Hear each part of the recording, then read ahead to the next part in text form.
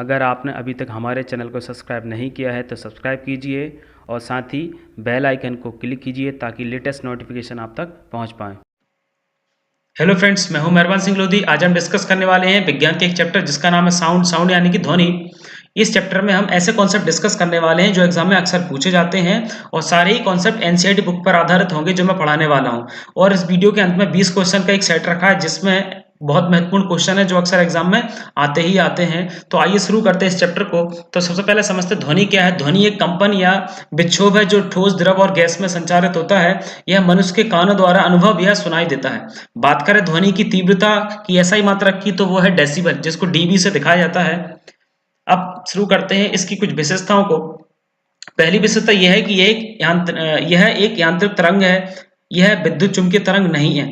जो प्रकाश है वो विद्युत चुम्बकीय तरंग है। द्रव, गैस और प्लाज्मा में ध्वनि केवल अनुदैर्ध्य तरंग के रूप में चलती है।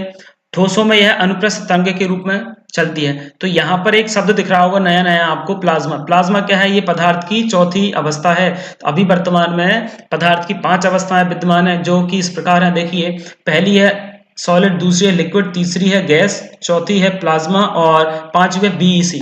तो चौथी है प्लाज्मा और पांचवी है बीईसी। बीईसी का फुल फॉर्म है बॉयस आइंस्टाइन कंडेंसेट। इसको याद रखिए। यहाँ पर कुछ टर्म आई हैं और दिख रही हैं। यांत्रिक तरंग है, विद्युत चुम्बकीय तरंग है, अनुदैर्ध्य तरंग है, अनुप्रस्थ तरंग है। तो ये आपको मैं एक एक करके सबको समझाता हूँ। देखिए, सबसे पहले जो तरंगें होती हैं वो 2 प्रकार की होती हैं। पहली है यांत्रिक तरंग और दूसरी है अयांत्रिक तरंग। यांत्रिक तरंग क्या होती हैं? ऐसी तरंगें जिनको गमन करने के लिए, गति करने के लिए माध्यम की जरूरत होती है। जबकि अयांत्रिक तरंग क्या होती हैं? ऐसी तरंगें जिन्हें गति करने के लिए माध्यम की जरूरत नहीं होती है, बिना माध्यम के ये चलती हैं। अब कुछ उदाहरण देखते हैं। यांत्रिक तरंगों के उदाहरण है ध्वनि तरंग, रस्सी या तार में संचरित होने वाली तरंग है, पानी में संचरित होने वाली तरंग है और भूकंप तरंग है। ये इसी के उदाहरण है। अयांत्रिक तरंगों का सबसे अच्छा उदाहरण है विद्युत चुम्बकीय तरंग। अब देखिए, जो यांत्रिक तरंग है वो 2 प्रकार की होती है। पहली अनुप्रस्थ तरंग और दूसरी अनुदैर्ध्य तरंग। अब एक एक करके सबको डिस्कस करते हैं। तो सबसे पहले डिस्कस करते हैं अनुप्रस्थ तरंग क्या होती है। इसको एक डायग्राम से समझते हैं। देखिए, अनुप्रस्थ तरंग क्या होती है। यहाँ पर जो ब्लैक कलर के डॉट दिख रहा है ये क्या है? माध्यम के कण। ये कण कैसे ऊपर नीचे जा रहा है और वेव कहाँ जाती है? ये तरंग जा रही है आगे की तरफ और इसके कण है ऊपर की तरफ जा रहे हैं, ऊपर नीचे हो रहे हैं। तो यहाँ से एक चीज समझ में आ रही है कि अनुप्रस्थ तरंगों में जो माध्यम के कण होते हैं वो तरंग की दिशा के लंबवत होते हैं, 90 डिग्री पे होते हैं। अब समझते हैं अनुदैर्ध्य तरंग। तो अनुदैर्ध्य तरंग में देखिए, ये वेव आगे की तरफ जा रही है और इसके जो कण है वो भी आगे की तरफ जा रहे हैं। तो यहां से एक चीज समझ में आ रही है कि माध्यम के कण और वेव का डायरेक्शन दोनों ही एक जैसे होते हैं, एक दूसरे के समानांतर, एक दूसरे के पैरेलल होते हैं। अब इसको दूसरे एग्जांपल से समझते हैं। मान लीजिए मैं 2 स्प्रिंग लूं, दोनों को राइट तरफ से, यहां से मैं इसको बांध दूं किसी तरीके से और यहां से अगर इस स्प्रिंग को अगर मैं ऐसे घुमाऊं तो ये इसमें वेव्स बनने वाली हैं। तो ये वेव्स बन रही हैं, जो तरंगें बन रही हैं वो आगे की तरफ जा रही हैं लेकिन मोशन ऊपर की तरफ हो रहा है। तो क्या हो गया? अनुप्रस्थ तरंग है। और दूसरी नीचे वाली स्प्रिंग की बात करें, मान लो इसको एक बार मैंने क्या करा, एक धक्का मारा, इसको प्रेस किया, देखिए ये तरंग जा रही है, आगे की तरफ जा रही है जहां वेव चल रही है। तो ये क्या उदाहरण है? अनुदैर्ध्य तरंग का। इनको और डिटेल में पढ़ लेते हैं। देखिए, सबसे पहले देखिए अनुप्रस्थ तरंगें क्या होती हैं। यदि माध्यम के कण तरंग की गति की दिशा के लंबवत दोलन करते हैं तो ये तरंग क्या कहलाती है? अनुप्रस्थ तरंग कहलाती है। इसके उदाहरण देखिए, तनी हुई डोरी या तार में कंपन, इसी का उदाहरण है। पानी की सतह पर जो सरफेस वेव्स बनती हैं वो भी इसी का ही उदाहरण है। अब समझते हैं अनुदैर्ध्य तरंग है। तो अनुदैर्ध्य तरंग में क्या होता है? यदि माध्यम के कण तरंग की गति की दिशा में ही दोलन करते हैं, मतलब कि जिस दिशा में वेव जा रही है उसी में ही क्या जाए, इसके कण चले जाए, इसके पार्टिकल चले जाए, तो क्या होता है? अनुदैर्ध्य तरंग होती है। इसके 2 उदाहरण है। पहला है ध्वनि और दूसरी क्षणों में रगड़ करने के कारण उत्पन्न तरंग है। तो अब प्रश्न आता है अक्सर कि ध्वनि कौन सी तरंग है? तो ध्वनि कौन सी है? अनुदैर्ध्य तरंग है। आइए आगे बढ़ते हैं। अब समझते विद्युत चुम्बकीय तरंग क्या होती है। वे तरंग जिनके संचरण के लिए ठोस, द्रव या गैसीय माध्यम की आवश्यकता होती है और जो निर्वात में ही गमन कर सकती हैं उन्हें विद्युत चुम्बकीय तरंग कहा है। मतलब कि इन तरंगों को माध्यम की जरूरत नहीं होती है, इसलिए इनको कहा जाता है विद्युत चुम्बकीय तरंग। इनके कुछ उदाहरण देखिए। दृश्य प्रकाश जो विजिबल लाइट इसी का उदाहरण है, जिसमें 7 रंग होते हैं। अवरक्त किरणें, इंफ्रारेड जो इसी का उदाहरण है। परावैंगनी मतलब अल्ट्रावायलेट किरणें इसी का एग्जाम्पल है। एक्सरे किरणें है इसी का एग्जाम्पल है। गामा रेस रेडियो तरंगें और सूक्ष्म तरंगें, ये क्या है?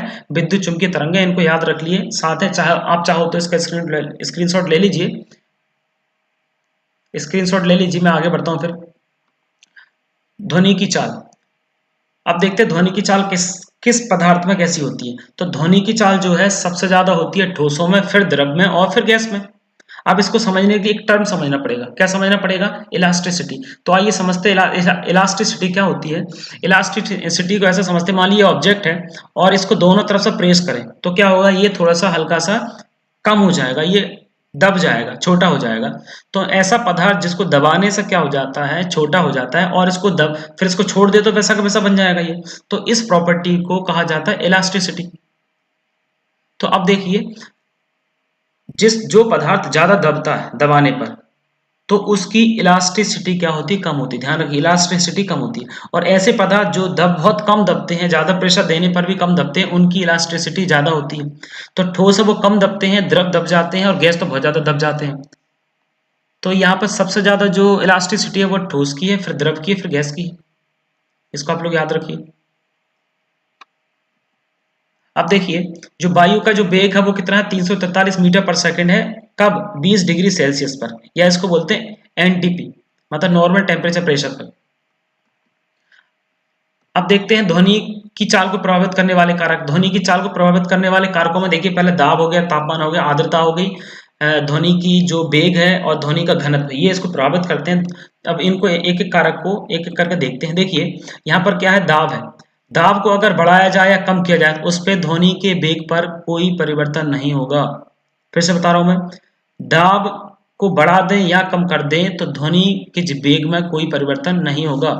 अब देखिए क्या है, ताप को बढ़ाने पर क्या हो जाएगा, इसकी चाल क्या हो जाए, बढ़ जाएगी। आर्द्रता बढ़ा दें तब भी इसकी चाल बढ़ जाएगी। हवा का घनत्व बढ़ा दें तब इसकी चाल घट जाती है। फिर से देखिए, हवा का घनत्व अगर बढ़ा दें तो इसकी चाल क्या हो जाएगी, कम हो जाएगी। अगर हवा का वेग जो है उसको बढ़ा दें तो ये भी बढ़ जाती है। हवा का वेग कम कर देंगे तो कम हो जाएगा, और हवा का वेग तेज कर देंगे तो ध्वनि का वेग भी बढ़ जाएगा। इसको याद रखिए, स्क्रीनशॉट ले लीजिए। आगे बढ़ते हैं। एक माध्यम से दूसरे माध्यम में जाने पर क्या होता है, आवृत्ति में कोई परिवर्तन नहीं होता है और तरंग दैर्ध्य में परिवर्तन हो जाता है। इसको याद रखिए आप लोग। अब देखते हैं, मान लीजिए कोई वेव है, मतलब ध्वनि तरंगे हैं, अगर एक माध्यम से दूसरे माध्यम में जा रही हैं तो उसका परावर्तन अपवर्तन दोनों ही होता है। इसको भी याद रखिए। माइक्रोफोन क्या करते हैं, ध्वनि ऊर्जा को किसमें करते हैं, विद्युत ऊर्जा में परिवर्तित करते हैं। लाउड स्पीकर जो होते हैं वो विद्युत ऊर्जा को ध्वनि ऊर्जा में करते हैं। ये रूपांतरण की जो बहुत सारी डिवाइसेस हैं, मैंने एक चैप्टर आपको पढ़ाया है, प्लेलिस्ट में है, आप देख लीजिए। कौन सा है, इलेक्ट्रिसिटी। बहुत सारे डिवाइसेस लिखा है, ये पूरा पेज है, उसको देख लीजिए आप, और आपके अच्छे से डाउट क्लियर हो जाएंगे। अब देखिए, किसी भी तरंग के वेग, तरंग दैर्ध्य, आवृत्ति में क्या संबंध है वो देखते हैं। तो इसका संबंध क्या है, लैम्डा बराबर होता है v अपॉन एफ। तो लैम्डा क्या है यहाँ पर, यहाँ ये इसका लैम्डा है इसकी तरंग दैर्ध्य, और v है इसका वेलोसिटी, और f है इसकी फ्रीक्वेंसी। इसको आप याद रख लीजिए, नोट कर लीजिए। आगे बढ़ते हैं। आवृत्ति के अनुसार वर्गीकरण। तो जो तरंग है उनका वर्गीकरण देखिए आवृत्ति के हिसाब से। तो कौन कौन सी, अपश्रव्य तरंग है, श्रव्य तरंग है, और पराश्रव्य तरंग है। तो अपश्रव्य तरंग क्या होती है, ऐसी तरंग है जिनकी आवृत्ति 20 हर्ट्ज से कम होती है, और ऐसी तरंग है जिनकी आवृत्ति 20 हर्ट्ज से 20,000 हर्ट्ज तक, या 20 हर्ट्ज से 20 किलो हर्ट्ज तक होती है। उसको बोलते हैं श्रव्य तरंग, या फिर इनको ऑडिबल वेव्स भी कहा जाता है। पराश्रव्य तरंग क्या होती है, ऐसी तरंग जिनका आवृत्ति 20 किलो हर्ट्ज से ज्यादा होता है, पराश्रव्य तरंग कहलाती है। एक बार आप फिर से देख लें, जो अपश्रव्य तरंग है उनकी जो फ्रिक्वेंसी वो कितनी होती है, 20 हर्ट्ज से कम होती है। जो भूकंप की तरंगें होती है इसी का एग्जाम्पल है। अब देखिए, श्रव्य में क्या होता है, 20 से 20 किलोहर्ट्ज, और ये मनुष्य द्वारा सुनी जा सकती हैं। पराश्रव्य क्या होती है, 20 किलोहर्ट्ज से ज्यादा होती है। इनको कुछ जानवरों द्वारा सुनी जा सकती हैं। इनमें है कुत्ता, बिल्ली, चमगादड़, ये इनको सुन सकते हैं। अब देखिए, जो कुछ वायुयान होते हैं उनकी चाल क्या होती है, बहुत तेज होती है। इनको क्या कहा जाता है, सुपरसोनिक विमान कहा जाता है। अब समझते हैं डॉपलर का प्रभाव। अब इसमें दो व्यक्ति होते हैं, एक जो सुनता है और एक जो सुनता है उसको श्रोता बोल रहे हैं, और यहाँ पर एक सुनाने वाला स्रोत, या कहें कि एक कोई सोर्स है जहां से साउंड आ रहा है और एक कोई सुन रहा है उसको। दोनों के बीच में अगर गति हो जाए तो उसकी वजह से जो उनकी आवृत्ति होती है साउंड की, जो स्रोत निकाल रहा है, तो उसकी आवृत्ति या तो कम सुनाई देगी हमको या ज्यादा सुनाई देगी। तो ये किस लिए होता है, ये होता है डॉपलर प्रभाव के कारण। आइए इसको समझते हैं साउंड के द्वारा। ये देखिए मैं प्ले करता हूँ, एक गाड़ी आएगी फिर जाएगी तो कितना अंतर आया साउंड में, देखिए।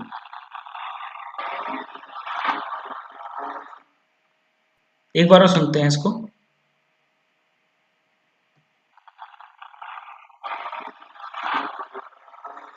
तो जब गाड़ी आई तो उसकी आवाज़ थोड़ी बड़ी, फिर चली गई तो फिर कम हो गई, जबकि आवाज़ तो सेम है। तो जब जब चाल होती है, अपेक्षित चाल होती है दो चीज़ों के बीच में, श्रोता और स्रोत के बीच में, तो वहाँ पर क्या होता है कि जो आवृत्ति है वो कम ज़्यादा सुनाई देती है, या तो कम या फिर ज़्यादा। तो इसी को क्या कहा जाता है, डॉपलर प्रभाव। इसको कुछ डायग्राम से समझते हैं, देख लीजिए। जब गाड़ी आएगी आपके पास तो इसकी जो आवृत्ति है वो बढ़ जाएगी, और दूर जाएगी तो आवृत्ति कम हो जाएगी। अब देखिए, मान लीजिए स्रोत और श्रोता दोनों ही अगर रुके हुए हैं तो इस आवृत्ति जो साउंड की वही सुनाई देगी। अगर मान लीजिए जो श्रोता से अगर स्रोत तेज दूर जा रहा है तो ये आवृत्ति कम हो जाएगी, और पास आ रहा है तो ये बढ़ जाएगी। तो ये डॉपलर प्रभाव 3 स्थितियों में होता है। कौन कौन सी में? क्योंकि स्रोत गतिमान हो और प्रेक्षक स्थित हो। प्रेक्षक मतलब सुनने वाला, और दूसरा केस क्या है, प्रेक्षक चल रहा हो और स्रोत स्थिर हो, और दोनों ही लोग क्या हो, गतिमान हो, तब भी ये डॉपलर प्रभाव होगा। दोनों ही स्थिर होंगे तो नहीं होगा, ध्यान रखिए। अब डॉपलर प्रभाव का उपयोग कौन कौन से हैं? विमान का मार्गदर्शन में इसका प्रयोग किया जाता है, और दुश्मन के विमानों के लिए इसका प्रयोग किया जाता है। दिल की धड़कनों और रक्त प्रवाह के अध्ययन के लिए इसका प्रयोग किया जाता है। जब ध्वनि स्रोत का वेग ध्वनि के वेग से अधिक होता है तो डॉपलर प्रभाव नहीं लगता है। मतलब कोई स्रोत है जिससे ध्वनि आ रही है, उसकी गति ध्वनि की गति से तेज हो तो वहां डॉपलर प्रभाव नहीं लगता है। और डॉपलर प्रभाव की जो खोज है किसने करी थी? क्रिश्चियन डॉपलर ने करी थी 1842 में। ऑस्ट्रेलिया के वैज्ञानिक थे, ये फिजिशियन है। अब आगे बढ़ते हैं। अब समझते हैं प्रतिध्वनि क्या होती है। कभी आप किसी बड़े कमरे में रहे हो या स्कूल की बिल्डिंग में रहे हो और आपने कुछ बोला हो तो आपकी ध्वनि आपको ही सुनाई देती है, उसको क्या कहा जाता है? प्रतिध्वनि कहा जाता है। इस डायग्राम में देखिए, कोई व्यक्ति पहाड़ के बहुत अंदर है, वो चिल्ला रहा है तो उसकी आवाज उसको ही गूंज रही होगी, इसको ही प्रतिध्वनि कहा जाता है। ये परावर्तन के नियम पर काम करता है। इंग्लिश में इसको इको कहा जाता है। अगर कुएं खाली कुआं है उसमें भी आवाज लगाएंगे तो आपको थोड़ी सी देर बाद आपकी खुद की आवाज सुनाई देगी। इसको उदाहरण है, इसको एक और डायग्राम से समझते। देखिए, मान लीजिए ये लड़का है और ये दीवार है यहाँ पर, तो इसने कुछ बोला तो ये इसको सुनाई देगा, तो इसको क्या कहेंगे? प्रतिध्वनि। अब प्रतिध्वनि जो है स्पष्ट सुनने के लिए दो कंडीशन। पहली क्या है कि जो समय अंतराल है, मतलब जब बोला गया और लौट के जो साउंड आएगा, दोनों के बीच में समय अंतराल कितना होना चाहिए? 50 से 100 मिली सेकेंड होना चाहिए। और स्रोत और श्रोता के बीच में कितनी दूरी होनी चाहिए? 17 मीटर। मतलब आप किसी दीवार से 17 मीटर की दूरी पर खड़े हैं तो आपको प्रतिध्वनि स्पष्ट सुनाई देगी। कम ज्यादा हुई तो स्पष्ट सुनाई नहीं देगी। 17 मीटर से दूरी ज्यादा होनी चाहिए, कम नहीं होना चाहिए। अब देखिए प्रतिध्वनि का उपयोग क्या है। प्रतिध्वनि का उपयोग है गहराई को मापने में होता है। इसका प्रयोग पानी के नीचे वस्तुओं का मापन करने के लिए किया जाता है, पता लगाने के लिए किया जाता है। मानव शरीर के अंदर जांच करने के लिए भी इसका प्रयोग किया जाता है। जो 20 क्वेश्चन में आपसे बोला था वो है। तो पहला प्रश्न है, ध्वनि के स्तर या तीव्रता का एसआई मात्रक क्या है? तो एसआई मात्रक हमने पढ़ा था, इसका एसआई मात्रक है डेसिबल, जिसको डीबी से दिखाया जाता है। अब देखिए कंफ्यूजन दो जगह होता है। देखिए ध्वनि का एसआई मात्रक डीबी, जिसको मतलब कि डेसिबल है डीबी, और लेंस की क्षमता का होता है डी, डायोप्टर। तो उसको याद रखिए, कंफ्यूज मत होइए। अगला प्रश्न है, विश्व का पहला कृत्रिम उपग्रह कौन सा है? तो इसका सही आंसर क्या है? Sputnik first. ये इसका विश्व का पहला कृत्रिम उपग्रह है। किस माध्यम में ध्वनि की गति अधिकतम 20 डिग्री सेल्सियस के तापमान पर अधिकतम होती है? तो ऑप्शन देखिए, वायु, ग्रेनाइट, जल और लोहा। तो हम पहले देख ले, ध्वनि की गति जो होती है सबसे ज्यादा होती है ठोस में। अब ठोस क्या है? वायु तो ठोस है नहीं है, जल भी नहीं है, तो ये ग्रेनाइट और लोहा है। इन दोनों में इलास्टिसिटी किसकी ज्यादा है? कौन ज्यादा ठोस है? तो वो है लोहा। तो सही आंसर क्या हो जाएगा? लोहा। आप ऐसा ही करिए, एग्जाम में देख लीजिए। पराश्रव्य तरंगों की आवृत्ति क्या है? हमने देखा था ये 20 किलो हर्ट्ज से ज्यादा होती है, उसको क्या कहा जाता है? पराश्रव्य तरंगें। तो इसका सही आंसर होगा पहला। अपश्रव्य तरंगों का उदाहरण क्या है? देखिए अपश्रव्य तरंगों का उदाहरण है भूकंप की आवाज। जब मैं आपको पढ़ा रहा था ये हमने देखा था। सही आंसर है भूकंप। अगला प्रश्न है, सोनार का पूरा नाम बताइए। तो ये अलग अलग इसमें ऑप्शन दिए, तो इसका सही आंसर क्या होगा? रेंजिंग वाला, जिसमें रेंजिंग होगा। तो साउंड नेविगेशन एंड रेंजिंग, इसका सही आंसर है तीसरा। ध्वनि की तीव्रता की वह अधिकतम सीमा जिनके ऊपर व्यक्ति सुन नहीं सकता है। ऑप्शन है 130 डीबी, 165 डीबी, 85 डीबी और 40 डीबी। डीबी मतलब डेसिबल। तो इसका सही आंसर है 130 डीबी का साउंड नहीं सुन सकता है। अब इससे संबंधित कुछ चीजें देख लेते हैं। अच्छा पहले एक प्रश्न देखते हैं, फिर इससे संबंधित चीजें मैं और बताता हूँ, इंटरेस्टिंग चीजें। मनुष्य को ध्वनि कंपन की अनुभूति किस आवृत्ति सीमा में होती है? मतलब कि कौन सी जो तरंग है उनको सुन सकता है मनुष्य तो हम पहले ही पढ़ चुके हैं। इसको क्या होता है, ये 20 हर्ट्ज से 20 हर्ट्ज से 20,000 हर्ट्ज तक, या फिर ऐसा होता है 20 हर्ट्ज से 20 किलो हर्ट्ज तक। लेकिन यहाँ 20 से 20,000 किलो हर्ट्ज तक गलत हो जाएगा, इसको कंफ्यूज मत होइए। 20 से 20 हर्ट्ज इसका सही आंसर है।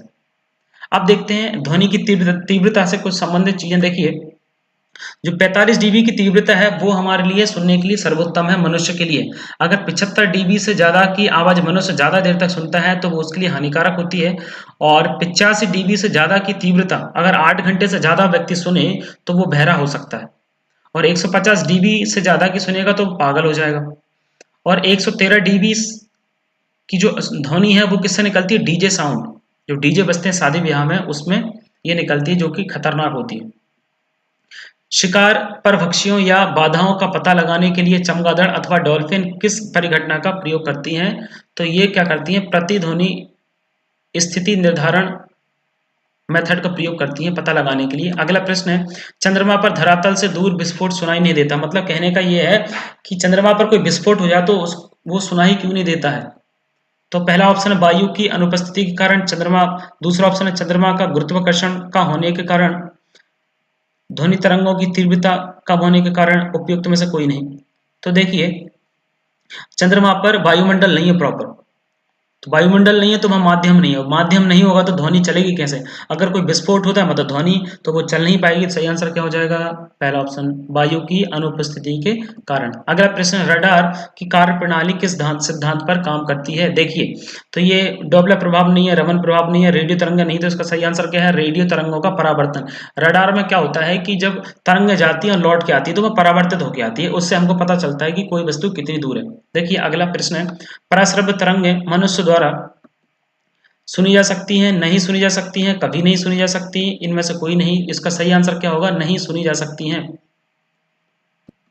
निम्न में से कौन सा एक कथन सही नहीं है, ध्यान से सुनिए, यहाँ पर कौन सा कथन सही नहीं है। तो पहला ऑप्शन है तापमान के बढ़ने पर वायु ध्वनि का वेग बढ़ जाता है, बिल्कुल सही, हमने पढ़ा था ताप बढ़ने पर वेग बढ़ जाता है। फिर अगला ऑप्शन है वायु में ध्वनि का वेग दाब पर निर्भर नहीं करता, बिल्कुल दाब से कोई अंतर नहीं पड़ता उसके वेग पे। अगला है आर्द्रता बढ़ने पर वायु में ध्वनि का वेग कम, बिल्कुल ये गलत हो गया, क्योंकि हमने पढ़ा था आर्द्रता बढ़ती है तो ध्वनि बढ़ जाती है। सही आंसर क्या हो जाएगा, तीसरा। आगे बढ़ते हैं, मैक अंकों का प्रयोग वेग के संबंध में किया जाता है। ऑप्शन है ध्वनि के, जलयान के, वायुयान के और उपरोक्त में से कोई नहीं। तो वायुयान के वेग मापने के लिए क्या करा जाता है, मैक अंकों का प्रयोग किया जाता है। अगला प्रश्न है, ध्वनि तरंगें किस द्वारा निर्मित होती हैं। तो ऑप्शन है, देखिए